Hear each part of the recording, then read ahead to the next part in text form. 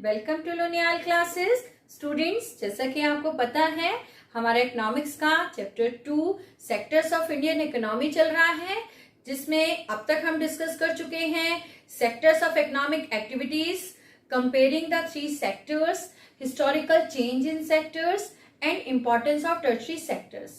आज के इस वीडियो में हम डिस्कस करेंगे where are most of the people employed and how to create more employment. आपको इस चैप्टर के एमसीक्यू का लिंक और नोट्स का लिंक नीचे डिस्क्रिप्शन बॉक्स में मिल जाएगा। तो चलिए स्टार्ट करते हैं आज का वीडियो। आज के इस वीडियो में हम 2 टॉपिक्स डिस्कस करने वाले हैं। Where are most of the people employed, second how to create more employment. आपकी स्क्रीन पर 2 बार ग्राफ दिखाई दे रहे हैं। इसमें फर्स्ट बार ग्राफ है 1973 का और सेकंड बार ग्राफ है 2003 का। इन 2 बार ग्राफ्स में पर्पल कलर टर्शरी सेक्टर को इंडिकेट कर रहा है, येलो कलर सेकेंडरी सेक्टर को और ग्रीन कलर प्राइमरी सेक्टर को इंडिकेट कर रहा है। ये दोनों ही बार ग्राफ प्राइमरी, सेकेंडरी और टर्शरी सेक्टर के जीडीपी में कंट्रीब्यूशन को इंडिकेट करते हैं। सबसे पहले बात कर लेते हैं 1973 के बार ग्राफ की।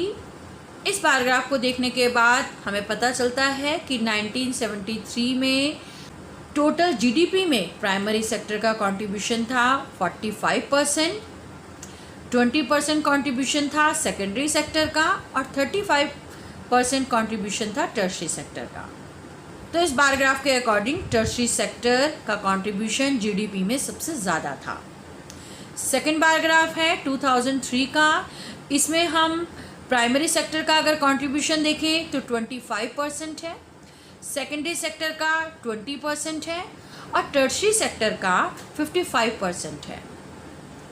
इट मीन्स ये बार ग्राफ यह शो कर रहा है कि प्राइमरी सेक्टर का जीडीपी में contribution day by day increase हो रहा है और इसके कंपैरिजन में tertiary sector day by day grow कर रहा है, क्योंकि इसका जीडीपी में कंट्रीब्यूशन अब 35 से 55% हो गया है। तो इन दोनों ही बार ग्राफ को अगर हम कंपेयर करें तो हम इस कंक्लूजन पर पहुंचते हैं कि कंट्री की टोटल जीडीपी में एग्रीकल्चर सेक्टर का contribution day by day decrease होता जा रहा है और टर्शरी सेक्टर का contribution day by day increase होता जा रहा है। अब हम बात करते हैं एम्प्लॉयमेंट में तीनों सेक्टरों का क्या कंट्रीब्यूशन है। मीन्स ये तीनों सेक्टर कितने % एम्प्लॉयमेंट प्रोवाइड करते हैं इंडियन पॉपुलेशन को। सबसे पहले बात कर लेते हैं 1973 के बार ग्राफ की। तो इस बार ग्राफ को देखने के बाद हमें पता चलता है कि प्राइमरी सेक्टर 75% इंडियन पॉपुलेशन को एम्प्लॉयमेंट प्रोवाइड करता है, सेकेंडरी सेक्टर 10% और टर्शरी सेक्टर 15% एम्प्लॉयमेंट प्रोवाइड करता है।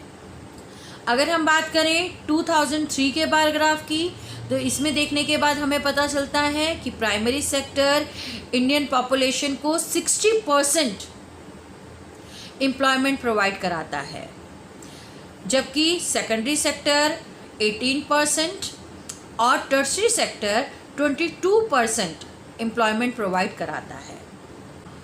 और अगर हम इन दोनों ही बार ग्राफ को कंसिडर करें तो हमें पता चलता है कि आज भी primary sector more than 0.5% Indian population को एम्प्लॉयमेंट प्रोवाइड कराता है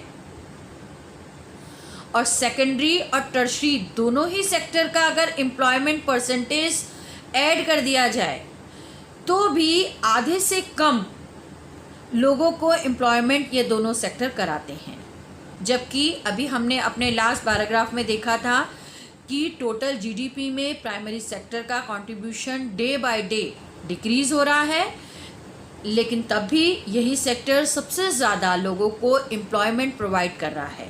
तो इन दोनों ही कंट्रास्टेड सिचुएशन को स्टडी करने के बाद हमारे मन में कुछ क्वेश्चंस आते हैं और ये क्वेश्चन आपकी स्क्रीन पर हैं। इस टाइप के क्वेश्चंस आपके एग्ज़ाम में भी आते हैं।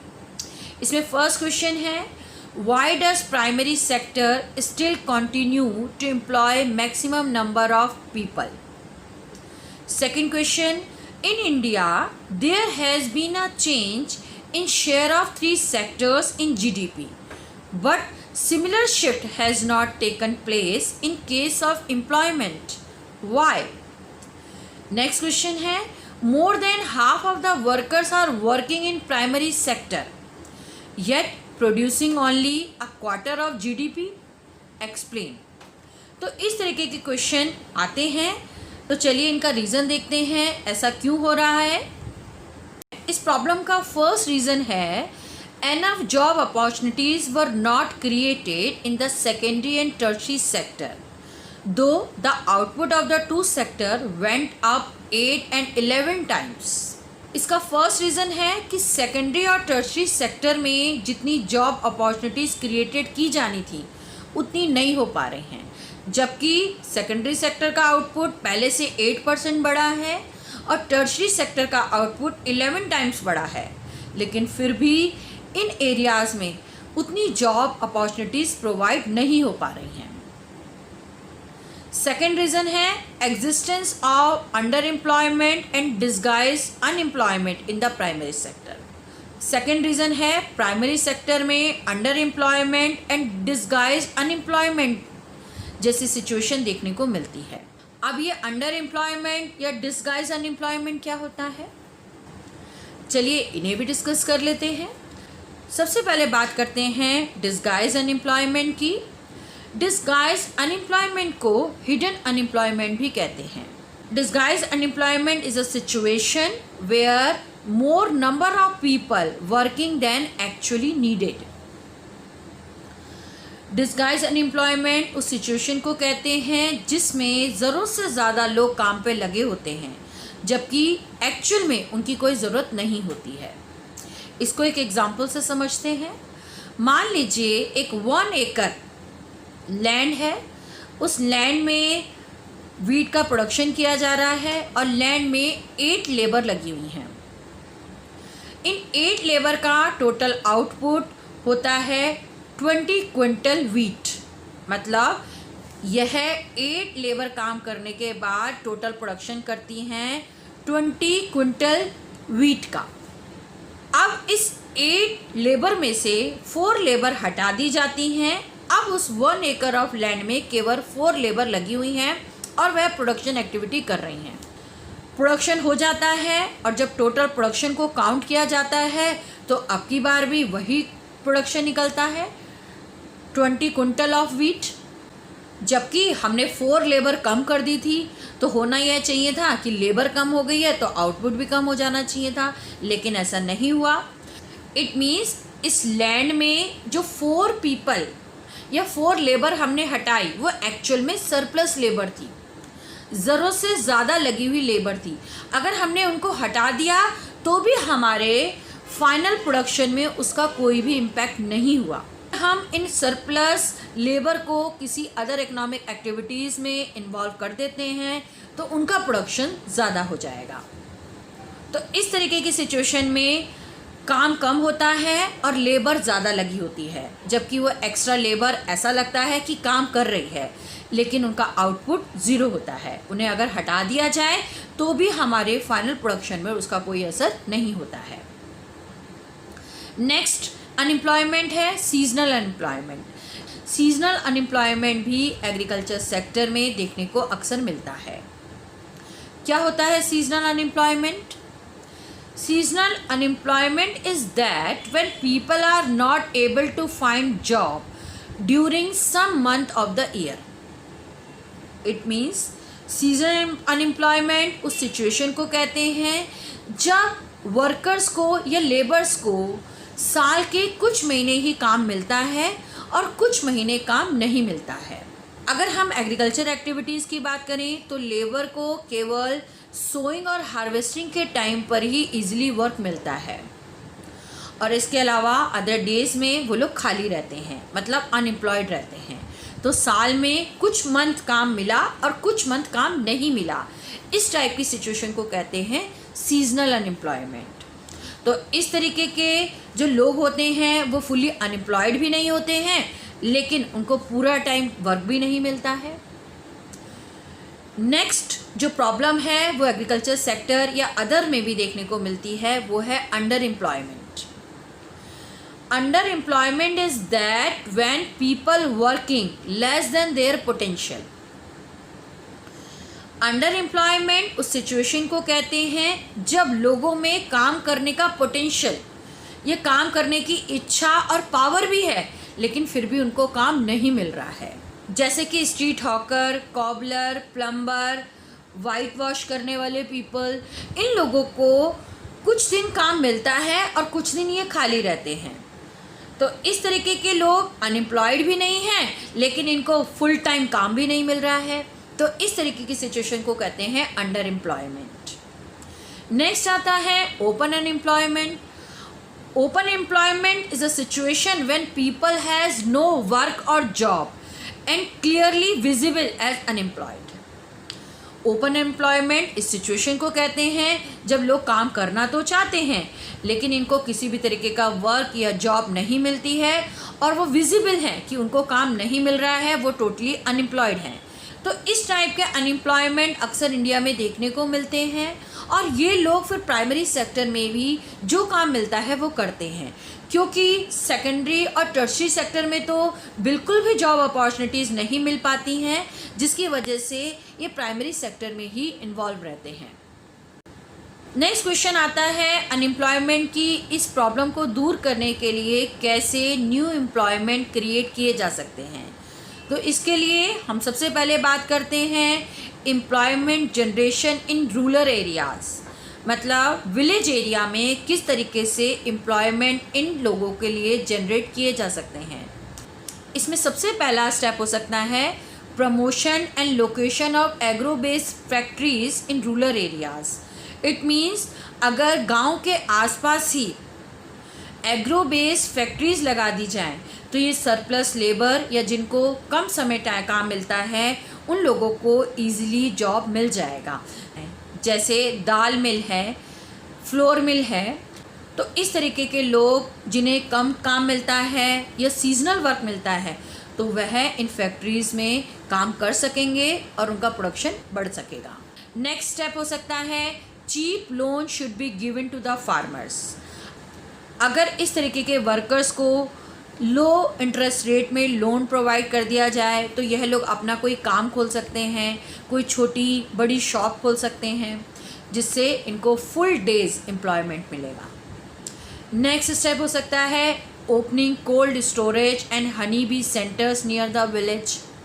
अगर गांव के आसपास ही कोल्ड स्टोरेज खोल दिए जाएं तो उससे क्या होगा, फार्मर्स अपना सरप्लस जो प्रोड्यूस है, जैसे पटेटो है, आनियन है, ये टमाटोज़ हैं, इनको कोल्ड स्टोरेज में कुछ दिन के लिए रख लेंगे और जब इनकी डिमांड बढ़ेगी तो उनको हाई प्राइस पर मार्केट में सेल कर सकेंगे।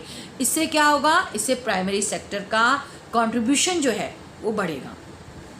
या फिर विलेज के आसपास हनी सेंटर्स लगा दिए जाएं। जिन विलेज के आसपास फॉरेस्ट हैं, इन फॉरेस्ट एरियाज से यह लोग जो हैं वो हनी कलेक्ट करेंगे और ईज़िली जो है इन हनी सेंटर्स में सेल कर सकेंगे। इससे इनकी अर्निंग भी बढ़ेगी। नेक्स्ट स्टेप हो सकता है development of infrastructure facilities like electricity, road transport etcetera.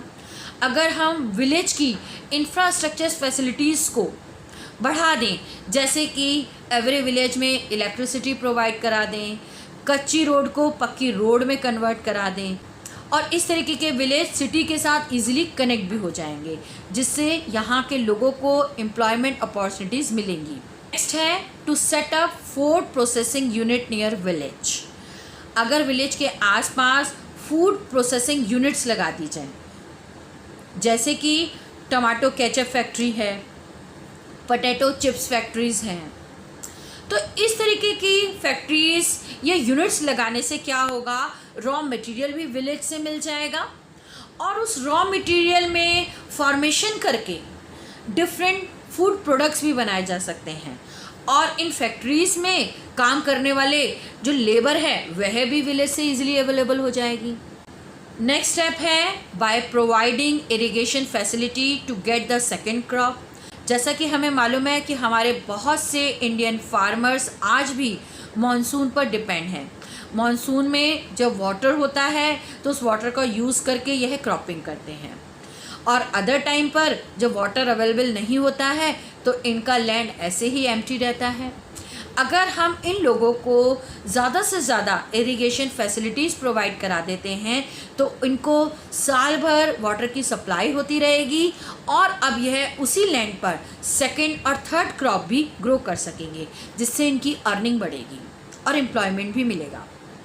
Next है promote regional art and craft. Every region की कोई ना कोई स्पेशलिटी होती है, जैसे बनारस की बनारसी साड़ियाँ हैं, ये लखनऊ का लखनवी वर्क है, मुरादाबाद का पीतल वर्क है।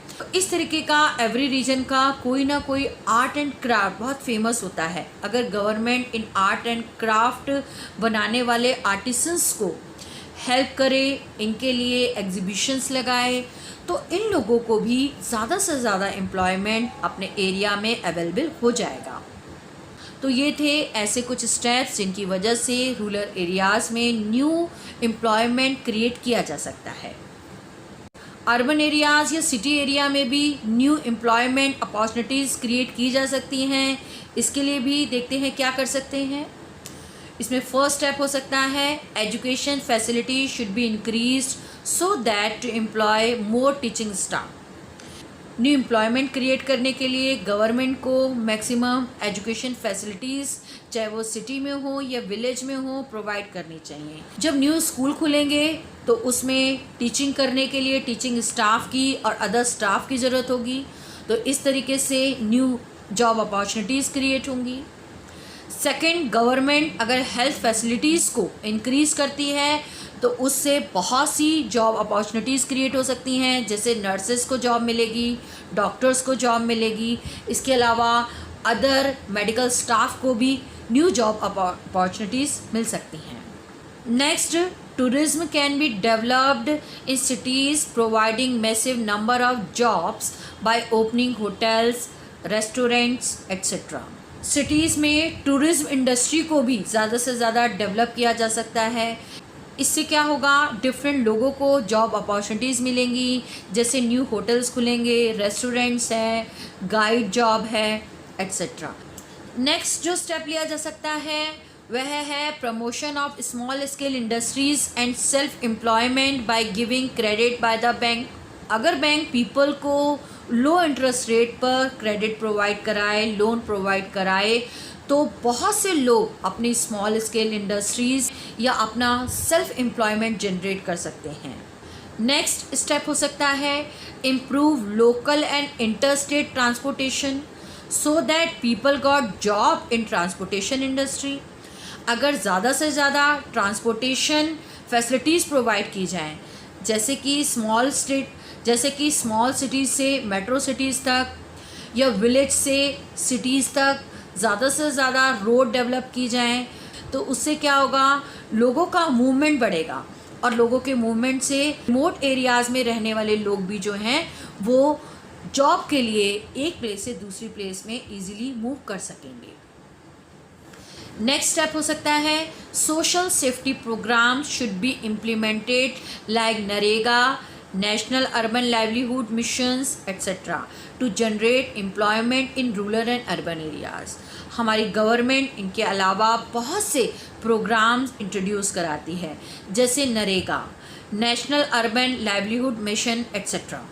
इन सब प्रोग्राम्स की हेल्प से government rural and urban areas में न्यू एम्प्लॉयमेंट क्रिएट करने की कोशिश कर रही है। तो इस तरीके के अदर प्रोग्राम्स भी इंट्रोड्यूस करके गवर्नमेंट न्यू एम्प्लॉयमेंट जनरेट कर सकती है।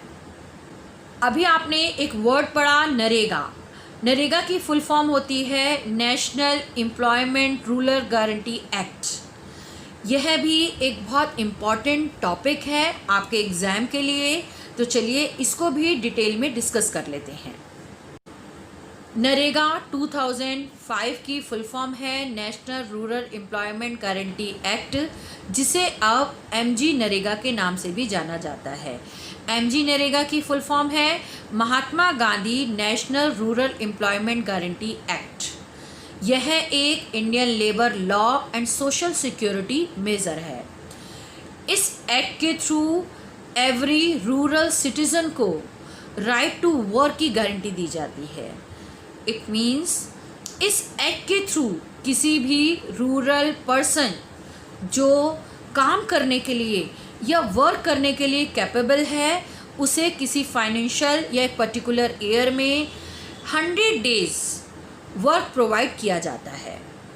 यह एक्ट फर्स्ट टाइम 1991 में पीवी नरसिम्हा राव ने प्रपोज किया था, लेकिन यह उस समय इम्प्लीमेंट नहीं हुआ था। बाद में 2006 में यह 625 डिस्ट्रिक्ट में इम्प्लीमेंट किया गया। एमजी नरेगा का फर्स्ट एम है 100 डेज एम्प्लॉयमेंट प्रोवाइड करना, और इसका सेकंड एम है विलेज एरिया में ड्यूरेबल एसेट क्रिएट करना। ड्यूरेबल एसेट मीन्स ज़्यादा से ज़्यादा पक्की रोड बनाना, कैनाल्स कंस्ट्रक्ट करना, पॉन्ड्स, वेल्स जैसी चीज़ों को ज़्यादा से ज़्यादा कंस्ट्रक्ट करके रूरल लाइफ को इजी बनाना। नरेगा में एवरी एप्लीकेंट को 5 किलोमीटर एरिया के अंदर में एम्प्लॉयमेंट प्रोवाइड किया जाता है। मतलब उसके घर से 5 किलोमीटर के एरिया में ही उसको काम दिया जाएगा। और अगर किसी एप्लीकेंट को 15 डेज़ के अंदर काम नहीं मिला तो उसे इसके बदले में अनएम्प्लॉयमेंट अलाउंस दिया जाता है। इट मीन्स अगर किसी पर्सन ने अप्लाई किया काम के लिए और अप्लाई करने के 15 दिन तक उसको अगर वर्क नहीं मिला तो उसको अनएम्प्लॉयमेंट अलाउंस मीन्स बिना काम करे ही उसे पर डे के हिसाब से वेजेस मिलेंगे। तो ये था हमारा आज का टॉपिक। इस टॉपिक से रिलेटेड अगर आपके कोई डाउट्स हैं तो मुझे कमेंट बॉक्स में ज़रूर लिखकर बताइएगा। बने रहिए मेरे साथ मेरे नेक्स्ट टॉपिक में, जिसमें हम डिस्कस करेंगे division of sectors on the basis of working condition. Thank you so much.